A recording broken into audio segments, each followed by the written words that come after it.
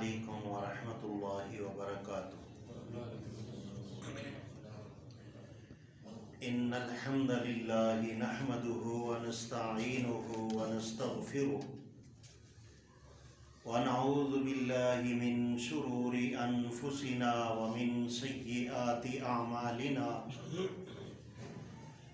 من يهده الله فلا مضل له ومن يضلله فلا هادي له وأشهد أن لا إله إلا الله وحده لا شريك له وأشهد أن محمدا عبده ورسوله أما بعد فإن خير الحديث كتاب الله وخير الهدي هدي محمد صلى الله عليه وسلم شر الأمور محدثاتها كل محدثة بدعة كل بدعة ضلالة كل ضلالة في النار۔ أعوذ بالله السميع العليم من الشيطان الرجيم، بسم الله الرحمن الرحيم۔ لقد رضي الله عن المؤمنين إذ يبايعونك تحت الشجرة فعلم ما في قلوبهم فأنزل السكينة عليهم وأصابهم فتحا قريبا۔ اللهم صل على محمد وعلى آل محمد كما صليت على إبراهيم وعلى آل إبراهيم إنك حميد مجيد۔ اللهم بارك على محمد وعلى آل محمد كما باركت على إبراهيم وعلى آل إبراهيم إنك حميد مجيد۔ تمام تعریفیں، ہر طرح کی حمد و ثنا اللہ وحدہ لا شریک کے لائق ہیں، جو اکیلا مشکل کشا، دور سے قریب سے سینوں کے راز جاننے والا اللہ وحدہ لا شریک کے لائق ہیں، اور لا تعداد ان گنت درود اور سلام ہو امام کائنات، امام الانبیاء، خطیب الانبیاء، امام اعظم محمد الرسول اللہ صلی اللہ علیہ وسلم کی ذات گرامی پر، کہ جن کو کائنات والے رب نے کائنات والوں کی رشت و ہدایت کے لیے رحمت للعالمین بنا کر مبعوث فرمایا۔ میرے محترم حاضرین اور سامعین، آپ کے سامنے سورہ فتح 26واں پارہ اور اس کی 18 نمبر آیات کریمہ آپ کے سامنے تلاوت کی ہے۔ میرے بھائیو، اللہ رب العالمین نے ہر اس انسان کو ہدایت دینی ہے جو ہدایت کا طلبگار ہے، اللہ سے مانگتا ہے، اور اللہ نے ہدایت کے 2-3 مرکز ہمارے لیے قائم کیے ہیں۔ سب سے پہلے ان اول بیت وضع للناس للذی ببکۃ مبارکا وہدی للعالمین، بیت اللہ کو، حرم پاک کو کل انسانیت کے لیے ہدایت کا مرکز قرار دیا۔ دوسرا جو مرکز اللہ رب العالمین نے انسانوں کی ہدایت کے لیے آسمان سے نازل کیا ہے، ذالک الکتاب لا ریب فیہ ھدی للمتقین، یہ قرآن جو ہے یہ بھی لوگوں کی ہدایت کے لیے مرکز ہے۔ تیسرا، رب العالمین نے صحابہ اکرام کو ہدایت کا مرکز قرار دیا ہے۔ آج آپ کے سامنے جو میں نے بات کرنی ہے وہ نبی کریم صلی اللہ علیہ وسلم کی صاحبزادی، آپ کی بیٹی کی وفات کے متعلق آپ کے سامنے عرض کرنی ہے،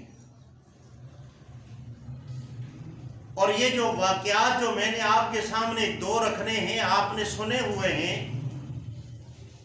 لیکن ان کے اندر آپ کو میں نے چند نکات دینے ہیں جو میری اور آپ کی ہدایت کے لیے اللہ رب العالمین نے ہمیں یعنی آگاہ کیا ہے۔ میرے بھائیوں، نبی اکرم صلی اللہ علیہ وسلم کا آپ نے صحابہ کرام کو فرمایا کہ میں نے خواب میں دیکھا ہے کہ ہم بیت اللہ کا طواف کر رہے ہیں اور نبی اکرم صلی اللہ علیہ وسلم 1400 صحابہ کرام کو لے کر مدینہ سے بیت اللہ کی طرف روانہ ہو جاتے ہیں۔ حدیبیہ کے مقام پر آپ نے حضرت عثمان غنی رضی اللہ تعالی عنہ آپ نے انہیں اپنا سفیر مقرر کر کے بیت اللہ کے اندر بھیج دیا، مذاکرات کرنے کے لیے بھیج دیا۔ حضرت عثمان غنی وہ شخصیت ہیں کہ جن کو رب العالمین نے ان کی زندگی کے اندر سفیر محمد رسول اللہ صلی اللہ علیہ وسلم مقرر ہونے کا ایک موقع اللہ نے عطا فرمایا ہے۔ جو میں آپ کے سامنے آج باتیں رکھنا چاہتا ہوں وہ کسی تعصب سے، کسی مسلک سے، کسی گروہ سے ہٹ کر صرف اللہ کی بات آپ کے سامنے میں نے رکھنی ہے، اور اگر ہم اس کو سمجھ جائیں گے تو یقیناً اس کے اندر میری بھی ہدایت ہے، اور یقیناً آپ میرے جو بھائی سننے کے لیے آتے ہیں اور مسجد کے اندر آپ کچھ لینے کے لیے آتے ہیں تو انشاءاللہ یہ آپ کے لیے بھی ذریعہ نجات بنے۔ لیکن ہم نے اپنے دماغ کا جو میموری ہے اس کو ذرا کھول کر رکھنا ہے تاکہ ہمیں کچھ نہ کچھ اس کے اندر کوئی موتی، کوئی پھول ہمارے ساتھ جائے اور جس کی خوشبو ہمیں بعد تک بھی محسوس ہو۔ اب جو بات آپ کے سامنے میں کرنے لگا ہوں، حضرت عثمان غنی رضی اللہ تعالی عنہ بیت اللہ کے اندر چلے جاتے ہیں، سفارت کے موقع کے اوپر وہاں پر مذاکرات ہوتے ہیں، اور پیچھے کچھ لوگوں نے کہا کہ جی حضرت عثمان جو ہے زمزم کا پانی پیے گا، بیت اللہ کا طواف کرے گا اور سعی کرے گا اور وہاں پہ نفل پڑے گا، کتنا خوش قسمت ہے۔ یہاں پہ یہ بات سمجھنے کی بھی آپ کے سامنے کر رہا ہوں۔ آگے اہل مکہ والے بھی کہتے ہیں کہ عثمان تو آ گیا ہے تو تو یہاں پہ عمرہ کر، طواف کر، نفل پڑھ، نمازیں پڑھ، تجھے اجازت ہے۔ سیدنا عثمان غنی رضی اللہ تعالی عنہ ہماری طرح کے مسلمان نہیں تھے، وہ اعلیٰ درجے کے مسلمان تھے جن کے بارے میں قرآن کی آیات نازل ہوئی ہے۔ ہم بھی ان آیات کے مصداق بن سکتے ہیں اگر ہم اپنے اندر وہ اعصاب، وہ صلاحیت، وہ سمجھداری ہم اپنے اندر پیش کر لیں، اپنے اندر ہم سما لیں، تو یقیناً ہم ان دعاؤں کے مصداق بنیں گے جو رسول اللہ صلی اللہ علیہ وسلم نے، جو اللہ رب العالمین نے رضی اللہ کا جو آپ نے یہ آسمان سے فرمایا ہے، تو انشاءاللہ مصداق بن سکتے ہیں، لیکن کوشش کرنے کے ساتھ۔ سیدنا عثمان غنی رضی اللہ تعالی عنہ کیا جواب دیتے ہیں؟ وہ کہتے ہیں کہ میں وہ عمرہ نہیں کر سکتا جس عمرے کی اجازت محمد رسول اللہ کی نہ ہو، میں وہ عمل نہیں کر سکتا جس عمل پر محمد رسول اللہ کی مہر نہ لگی ہو۔ یہاں پر یہ باتیں ہو رہی ہیں کہ عثمان جو ہے بیت اللہ کا طواف کرے گا، وہاں پر مذاکرات کے اندر حضرت سیدنا عثمان غنی فرماتے ہیں کہ میں وہ عبادت ہی نہیں کرنا چاہتا جس کی اجازت محمد رسول اللہ کی نہ ہو صلی اللہ علیہ وسلم۔ یہ وہ معیار ہے، یہ وہ مرکز ہے میرے اور آپ کے ایمان کے لیے، میری اور آپ کی ہدایت کے لیے وہ صحابہ اکرام مرکز ہیں۔ ہم جیسا کوئی ایسا ہوتا تو کہتا ہے جی چلو طواف کر لیتے ہیں، بعد میں بتا دیں گے کہ میں نے طواف کر لیا، نماز پڑھی، فلاں کیا۔ لیکن سیدنا عثمان غنی رضی اللہ تعالیٰ عنہ وہ کیا کرتے ہیں کہ وہ اللہ کے نبی کی اجازت کے بغیر طواف اور وہاں پر نماز اور کوئی وہاں پہ حجر اسود کی یا کوئی وہ ایسا کام نہیں کرتے جو طواف کے ساتھ عمرے کے ساتھ جڑا ہوا ہے۔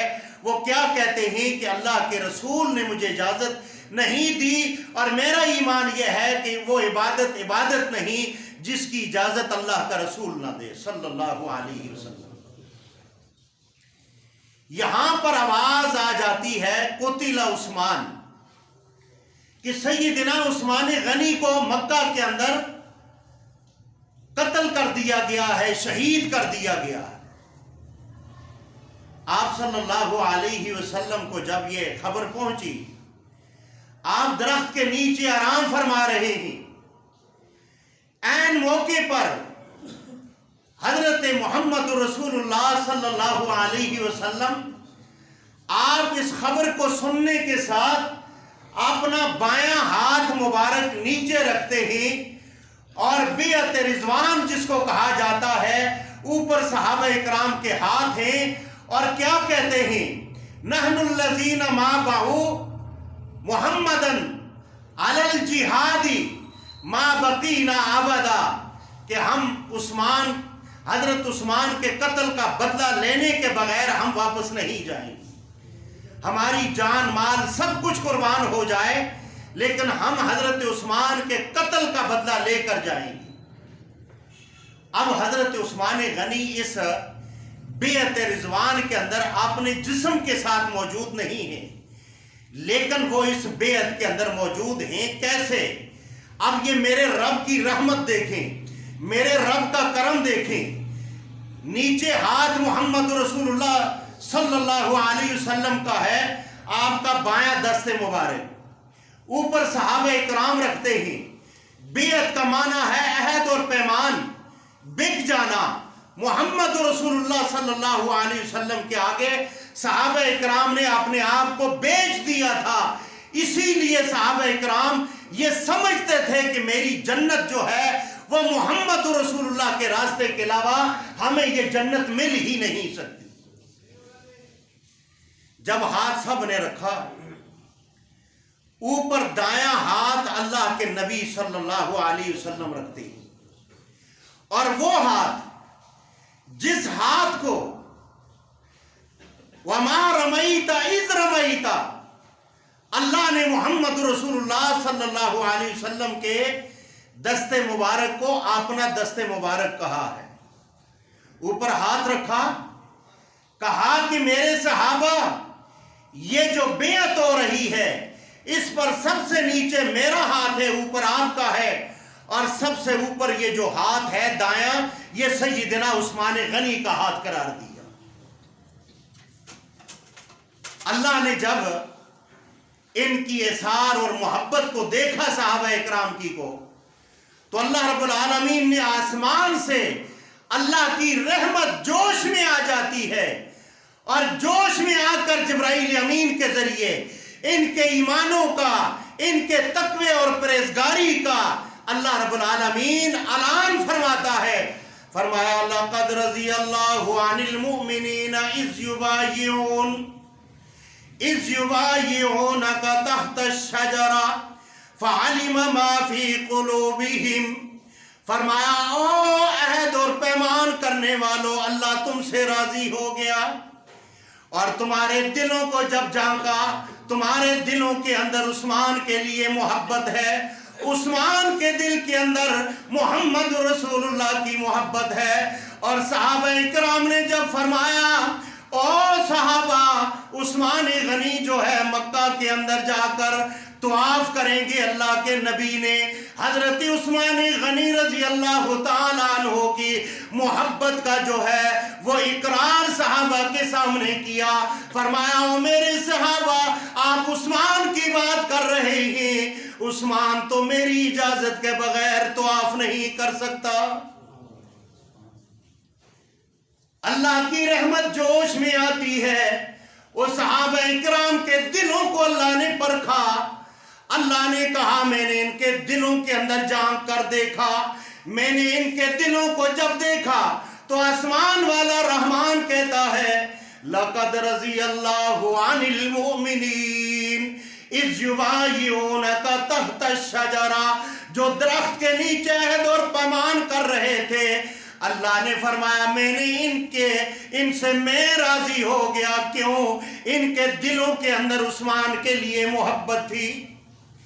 اب اس عہد اور پیمان کے اندر، اس برکات کے اندر جو آسمان والے رحمان نے حضرت صحابہ کرام کے لیے جو آسمان سے راضی ہونے کا سرٹیفکیٹ دیا، حضرت عثمان یہاں پر موجود نہیں ہے، لیکن دایاں ہاتھ محمد رسول اللہ کا صلی اللہ علیہ وسلم عثمان کا قرار دیا، اور قرار دینے کے ساتھ رضی اللہ عن المؤمنین، اس کے اندر سیدنا عثمان غنی بھی شریک ہیں۔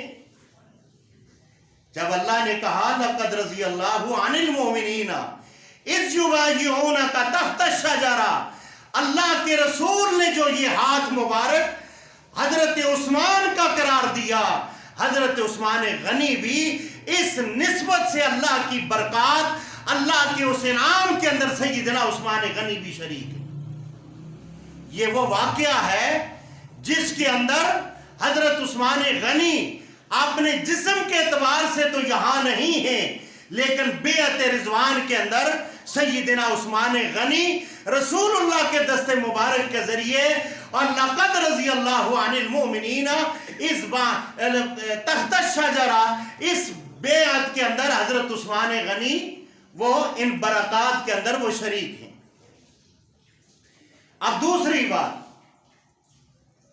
صحابہ اکرام جو ہیں، فرمایا نحن الذین مابعوا محمدًا علی الجہاد، یہاں یہ اعلان ہوتا ہے کہ ہم اس جہاد کے اندر شریک ہوں گے، اور حضرت عثمان کے قتل کا بدلہ لینے کے بغیر ہم واپس مدینہ نہیں جائیں گے۔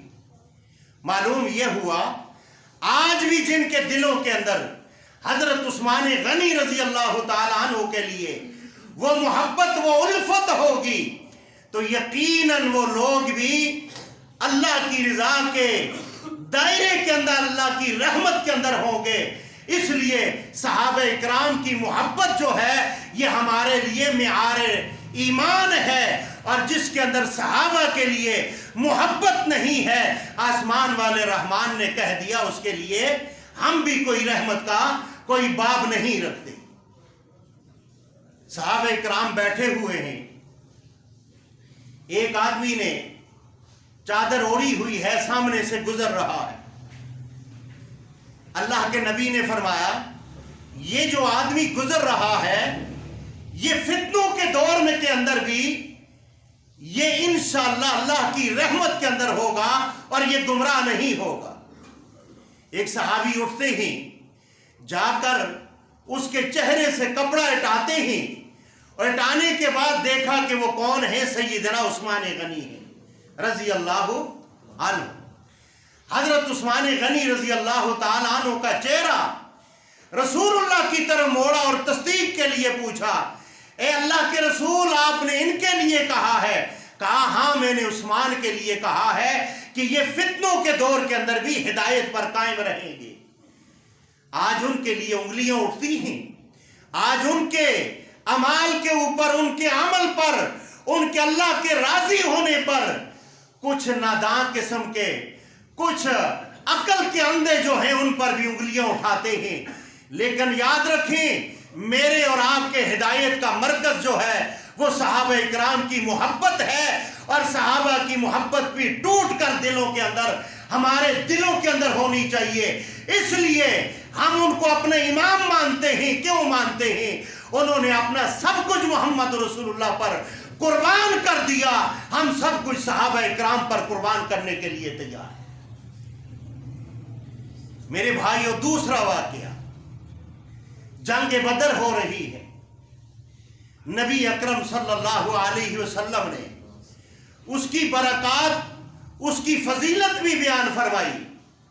لیکن آج یہ جو بیان میں آپ کے سامنے کر رہا ہوں، یہ ان لوگوں کے لیے ہے جو لوگ بیٹیوں کو بیٹی نہیں سمجھتے، جو لوگ بیٹیوں کی پیدائش کے اوپر وہ واہ ویلا کرتے ہیں اور یہاں تک کہ اپنی بیویوں کو طلاق دینے پر آ جاتے ہیں.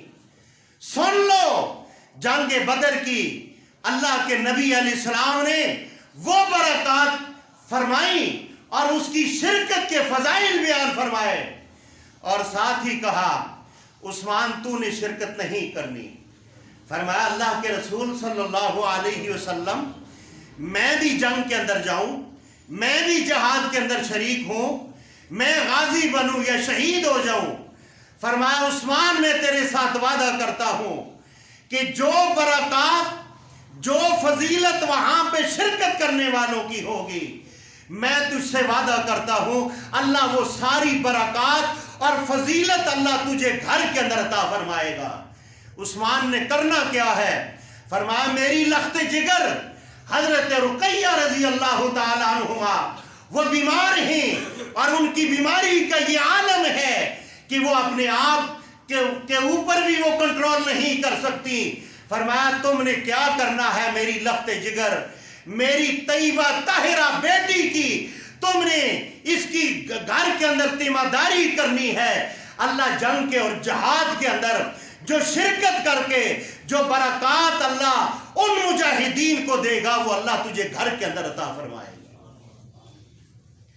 مسلمانوں، آج ہماری بیٹیاں پیدا ہو جائیں تو ہمارے منہ منگلار بن جاتے ہیں اور ہم بڑے جھک کر شرمندہ ہو کر ہم یہ کہتے ہیں، اگر کوئی ہمیں مبارک دے دے تو ہم منہ ڈینگا کر کے کہتے ہیں بس جی اللہ بیٹا بھی دے گا، بیٹی اگر دی تو اللہ کی مرضی، اگر بیٹا ہو گیا تو ہمارے بزرگوں کی کرامات ہی. کہو استغفر اللہ. میرے بھائیوں، ہر اچھی چیز ہم نے بزرگوں پر فٹ کی ہوئی ہے، اور ہر وہ چیز جس کو نعوذ باللہ ہم بہتر نہیں سمجھتے، ہم اس کا کیا کرتے ہیں کہ یہ اللہ نے دی ہے. شفا جو ہے بزرگوں کی طرف نسبت اور بیماری اللہ کی طرف. مجھے یہ بتاؤ، اگر یہ شفا دینے والے ہیں تو کیا بیماری لگانے والا کون ہے؟ تو نعوذ باللہ اللہ کا درجہ ہم اپنے اعمال، اپنے بول، اپنی سوچ سے اللہ کا درجہ نعوذ باللہ ہم کم کر دیتے ہیں اور ہم ان بزرگوں کو اللہ سے اوپر لے جاتے ہیں. لہٰذا یہ عقیدہ کفری عقیدہ ہے جس سے توبہ اور استغفار کرنی، یہ ہمیں رجوع اللہ کی طرف لے کر آنا، یہ اللہ کا قانون ہے. ورنہ اسی حالت میں اگر ہم مر گئے تو میرے بھائیوں، انما المشرکون نجس فلا یقربوا المسجد الحرام، ہم شرک کرنے والے اور مشرک نجس جس کو اللہ نے قرار دیا ہے، ہمارے عقیدے درست نہ ہوئے، ہمارا مسجد میں آنا، روزہ رکھنا، نماز پڑھنی، عبادت کرنا، یہ اللہ کے ہاں کوئی حیثیت نہیں رکھتا. اس سے پہلے کہ ہمیں اپنا عقیدہ درست کرنا پڑے گا. حضرت سیدنا عثمان غنی رضی اللہ تعالیٰ عنہ جنگ بدر کے اندر شریک نہیں ہے. اللہ رب العالمین نے فرمایا اعملوا ما شئتم قد وجبت لکم الجنہ.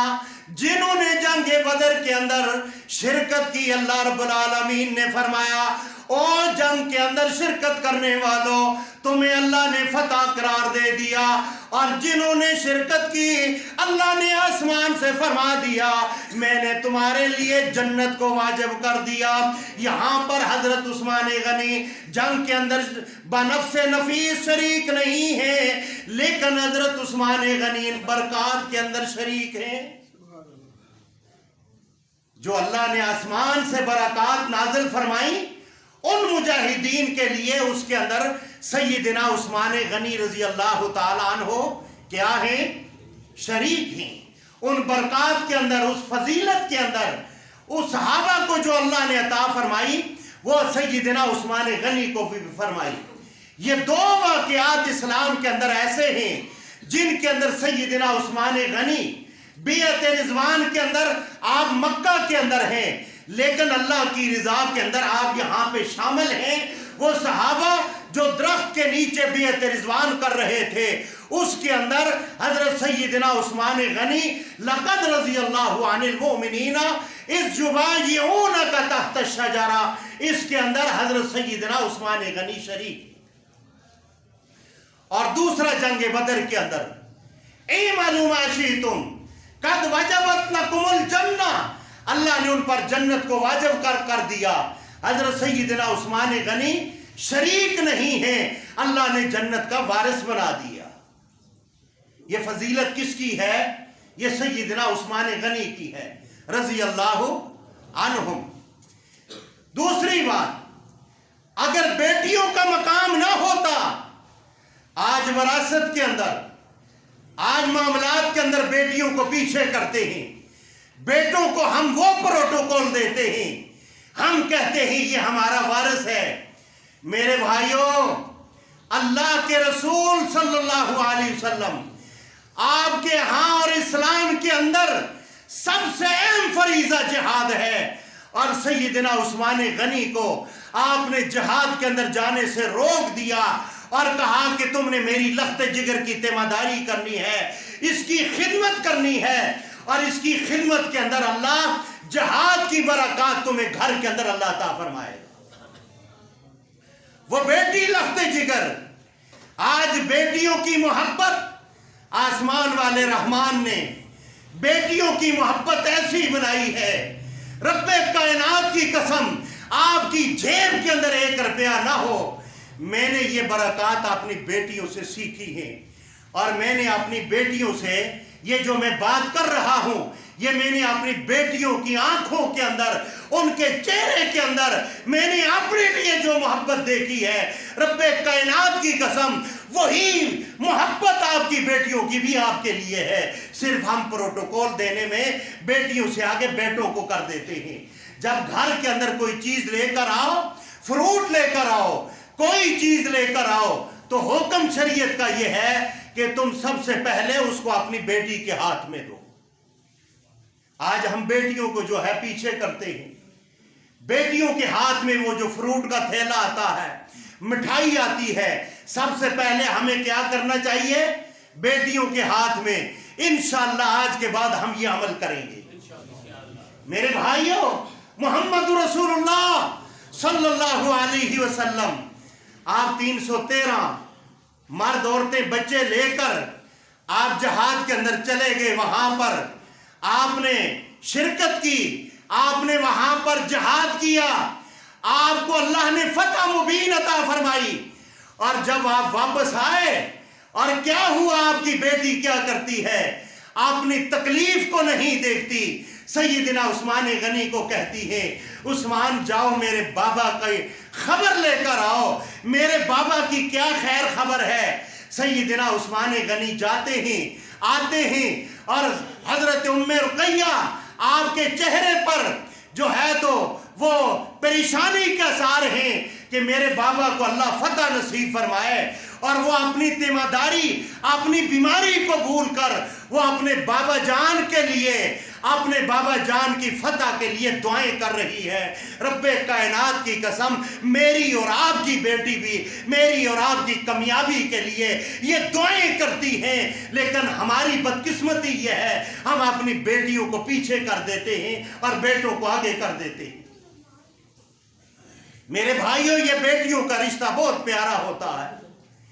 क्या हुआ जब हजरत उस्मान गनी को कहा, जंग फतह हो गई, हजरत उस्मान गनी को कहा कि उस्मान तुम बाबा जानी का पता करो क्या हुआ। हजरत सैयदना उस्मान गनी चौक में जाते ही एक सहाबी मिलता है, कहता है उस्मान तुम्हें मुबारक हो, क्या बात हुई? अल्लाह ने मोहम्मद रसूलुल्लाह को और मोहम्मद रसूलुल्लाह सल्लल्लाहु अलैहि वसल्लम के सहाबा इकराम को अल्लाह ने फतह नसीब फरमा दी। हजरत उस्मान गनी इस बात को सुनकर रसूलुल्लाह की लख्त जिगर के पास आते हैं, अपनी शरीका हयात के पास आते हैं, अपनी जोजा के पास आते हैं, आकर कहते हैं, जब दरवाजे से अंदर आते हैं, हजरत उस्मान गनी के चेहरे पर लाली है, आपके चेहरे पर खुशी के असर हैं। मोहम्मद रसूलुल्लाह सल्लल्लाहु अलैहि वसल्लम की लख्त जिगर रुकैया फरमाती हैं, उस्मान मुझे बता तो सही ना, मेरे बाबा जानी की क्या खबर है, मेरे बाबा की क्या खबर है, उनकी फतह की क्या खबर है। हजरत उस्मान कहते हैं, ओ रुकैया तुझे मुबारक हो, अल्लाह ने मोहम्मद रसूलुल्लाह और आपके सहाबा इकराम को अल्लाह ने फतह अता फरमा दी और काफरों को शिकस्त अता फरमा दी, और आपके बाबा जानी को अल्लाह ने फतह अता फरमा दी। उम्मे रुकैया आपकी खुशी को देखने के साथ आपकी आंखों से आंसू आते हैं और खालिक हकीकी को जा मिलती हैं, खालिक हकीकी को जा मिलती है।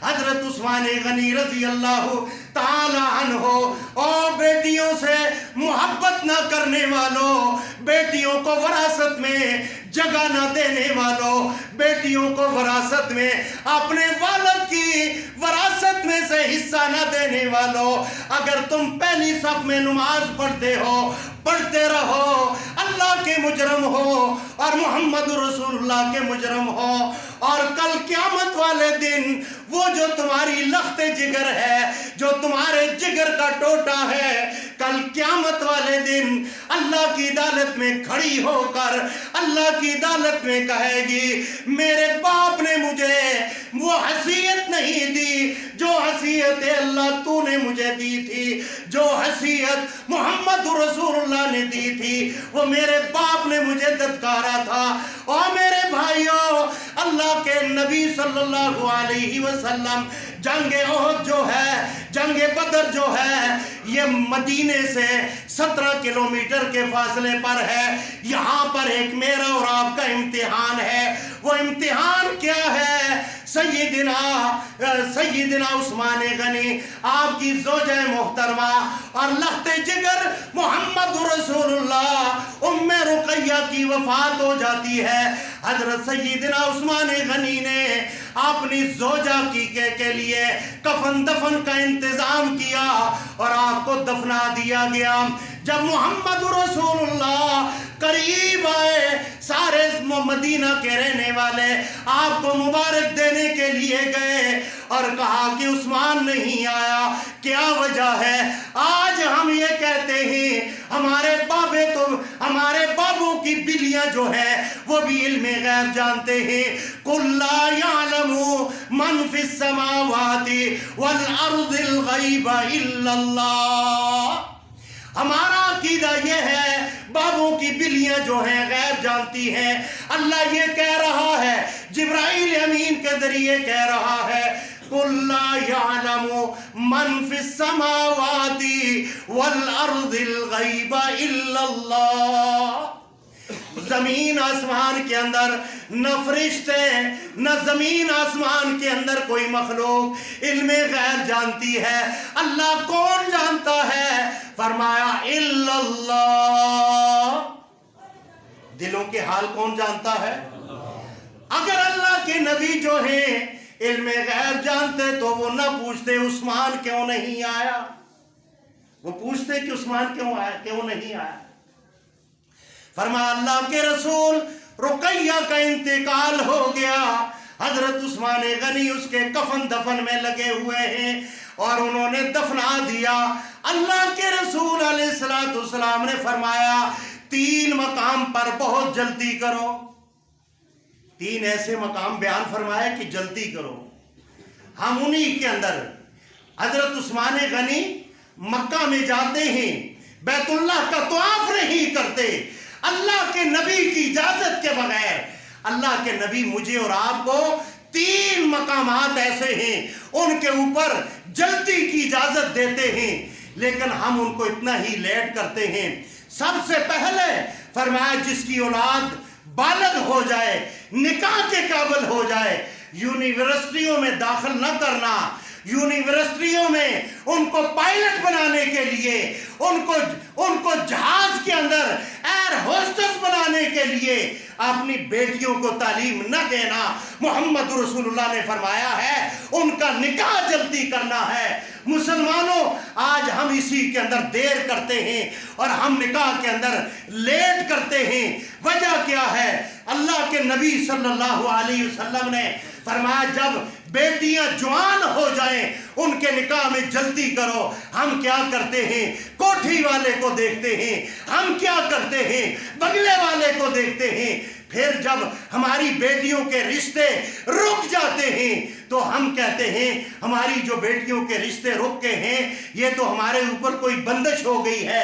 مجھے یہ بتاؤ، رب کائنات کا واسطہ ہے، اللہ تمہاری بیٹیوں کا رشتہ کرانا چاہتا ہے اور مولوی بندش کرتا ہے، مجھے یہ بتاؤ عقیدہ نہیں ہے، یہاں پر طاقتور کون ہوا؟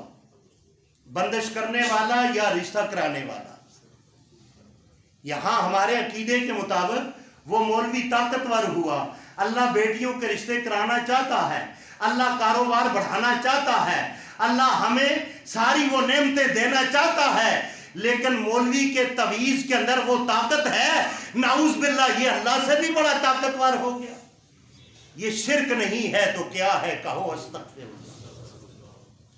میرے بھائیوں، اللہ کے نبی صلی اللہ علیہ وسلم نے فرمایا بیٹیاں جوان ہو جائیں تو ان کے نکاح میں کیا کرو؟ آج ہم کیا کرتے ہیں کہ بیٹا جی پاؤں پہ کھڑا ہو جائے، یہاں کسی جگہ حدیث کے اندر یہ نہیں ہے کہ یہ جناب گاڑیوں بنگلوں کا مالک ہوا تو اس کا رشتہ کروانا ہے، نہیں، یہ شادی کے قابل ہے تو والدین کی عین ذمہ داری ہے کہ یہ اپنے بچوں کی شادیاں کروائیں، نکاح کروائیں۔ اگر اسی حالت میں مر گئے تو یہ فریضہ ان کے ساتھ قبر میں جائے گا، حشر میں بھی جائے گا۔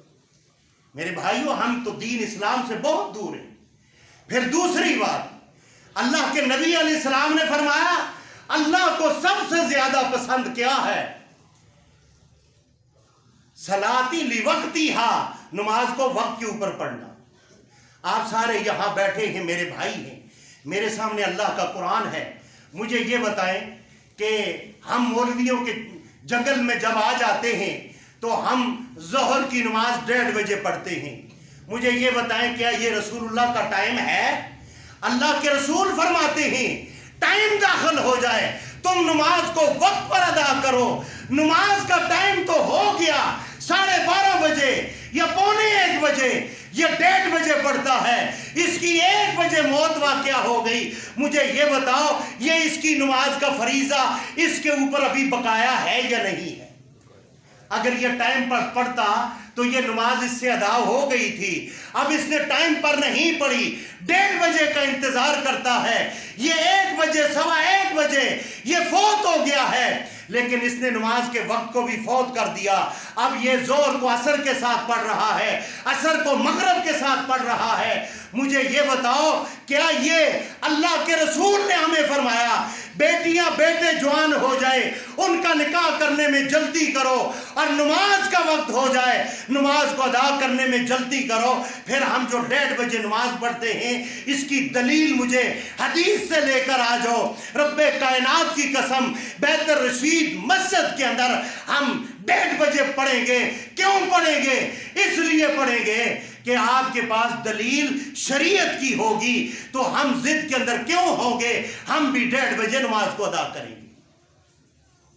میرے بھائیوں، اسی لیے میں آپ کو ان مولویوں سے ان فرقوں سے توڑ کر میں آپ کو قرآن کے ساتھ جوڑ رہا ہوں، آپ کی صلح اللہ کے ساتھ کروا رہا ہوں۔ صلح کا معنی یہ ہے آپ اللہ کی شریعت پر ایمان لے آئیں اور محمد رسول اللہ کی مخالفت نہ کریں۔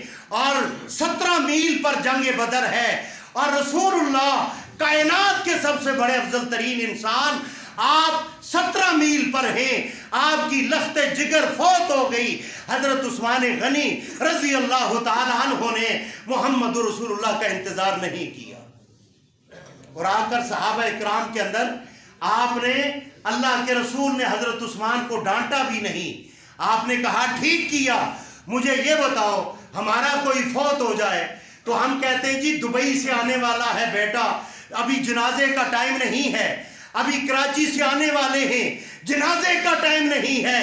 ہمیں اگر دیکھو تو ہم دین کے معاملات کے اندر سب سے اول نمبر پر ہوتے ہیں, اور ماننے کی باری آئے تو سب سے آخر میں ہوتے ہیں. اسلام کو ہم کچھ سمجھتے ہی نہیں. میرے بھائیو, اگر فوت ہو جائے اتنا انتظار کرو اس کے کفن دفن کا اور اس کی قبر تیار ہو جائے. کسی کا انتظار کرنا یہ اسلامی شریعت کے اندر اس کا کوئی وجود نہیں ہے. یہ وجود اگر ہے یہ رسم و رواج کے اندر ہے, یہ تمہارا ذاتی ہو سکتا ہے, شریعت کا نہیں ہے. شریعت کے اندر فوت ہونے کے بعد قبر تیار ہونے تک آپ میت کو دنیا پر رکھ سکتے ہیں, اس کے بعد رکھنا یہ شریعت کے اندر جائز نہیں. اور انشاءاللہ آج کے بعد ہم اس پر عمل کریں گے, ہم کسی کا انتظار نہیں کریں گے. ایک طرف محمد رسول اللہ کی حدیث آ جائے, ہم اپنے قبیلے اپنے رشتہ داریوں کو قربان کریں گے, محمد رسول اللہ کی حدیث کو اپنے سر کا تاج بنائیں گے. کہو انشاءاللہ. ہم انشاءاللہ فرقوں کے نہیں, فرقوں کی دعوت کے نہیں, ہم اللہ کی شریعت کے دعوت کے دائی بنیں گے. اور جس کا ذکر قرآن میں آیا ہے وَدَاعِيًا إِلَى اللَّهِ بِإِذْنِهِ وَسِرَاجًا مُنِيرًا, ہم اللہ کی شریعت کے دائی بنیں گے, ہم فرقوں کی دائی نہیں بنیں گے. انشاءاللہ اس مسجد سے آپ کو فرقوں کی دعوت نہیں ملے گی, اس مسجد سے دعوت ملے گی میرے رب کی توحید کی ملے گی, اور کائنات کے اندر محمد رسول اللہ کے فرمان کی ملے گی. میرا ایمان یہ ہے آسمان کے اوپر عرش پر میرا رب وحدہ لا شریک ہے, میرے رب کا کوئی شریک نہیں ہے, اور زمین پر محمد مصطفیٰ کا کوئی شریک نہیں. ہمیں اگر عبادت کرنی ہے ماتھا رب کے آگے جھکے گا, اور نماز کا, وضو کا, حج کا جو طریقہ ہوگا وہ محمدی ہوگا. کہو کون سا ہوگا؟ ہم محمدی بنیں گے, ہم کسی اور فرقے کی دعوت نہیں دیں گے, ہم محمد رسول اللہ کی شریعت کی دعوت دیں گے. میرے بھائیوں, اللہ پاک مجھے اور آپ کو دین اسلام سمجھنے کی اور اس پر عمل کرنے کی توفیق عطا فرمائے. آج ہم نے دین اسلام کو نہ جانے کیا سمجھ لیا ہے. میرے بھائیوں, دین اسلام کو ہم نے بالکل کھلواڑ سمجھ لیا ہے. آج اگر کوئی مر جائے ہم تو پہلے اس کا انتظار کرتے ہیں دبئی سے آئے گا, پھر جناب کل شروع کر دیتے ہیں جمعرات والے دن چلیسواں. یہ شریعت کے اندر نہیں ہے. رسول اللہ کی بیٹیاں فوت ہوئیں, آپ کے بیٹے فوت ہوئے. میرے بھائیوں, جہاں قبرستان پر یہ آواز لگتی ہے کہ جاتے ہوئے کھانا کھا کر جانا, یہ شریعت کے اندر یہ جائز نہیں ہے, یہ کھانا کھانا جائز نہیں ہے. آج کے بعد ہم انشاءاللہ مردوں کے ہم جنازوں میں شرکت کریں گے, لیکن انشاءاللہ کھانوں میں نہیں کریں گے, ہم کھانے میں نہیں کریں گے. کوئی ہمارے قریبی رشتہ داروں کا اگر فوتگی ہو جائے گی تو ہم کیا عمل کریں گے؟ رسول اللہ نے صحابہ اکرام کو کہا تھا ان کے گھر میں فوتگی ہوئی ہے, اپنے گھر سے کھانا بنا کر ان کے گھر میں بھیجو. یہ اس وقت قرب کے اندر ہیں, تکلیف کے اندر ہے, لیکن ہم وہاں بیٹھ کر ان کے دل آزاری نہیں کریں گے, ہم اپنے گھروں سے بھی کھانا دیں گے. کہو انشاءاللہ. یہ چلیسواں, یہ تیجا, یہ ساتہ, اس کا کوئی تعلق دین شریعت کے ساتھ نہیں ہے. مجھے ایک بھائی ہمارے نمازی ہیں, انہوں نے کہا جی ہمارے چاچا فوت ہوئے ہیں لاہور کے اندر, اللہ تعالیٰ ان کی مغفرت فرمائے, اللہ تعالیٰ ان کی حسنات کو قبول فرمائے. وہ انہوں نے جو حسنات کی ہیں وہ ان کو کام آئے گی. اب تیجا ساتہ چلیسوا کرنا یہ شریعت اسلام کے اندر نہیں ہے، یہ حرام ہے، یہ وہ ثواب ہے جو محمد رسول اللہ کو بھی علم نہیں ہے، صحابہ اکرام کو بھی نہیں ہے۔ 14 صدیوں کے بعد آج کے ایک ملوٹے کو اس ثواب کا علم ہو گیا جو دین شریعت بنا کر لوگوں کے سامنے پیش کر دیا۔ سبحان ربک رب العزت عما یصفون وسلام علی المرسلین والحمد للہ رب العالمین۔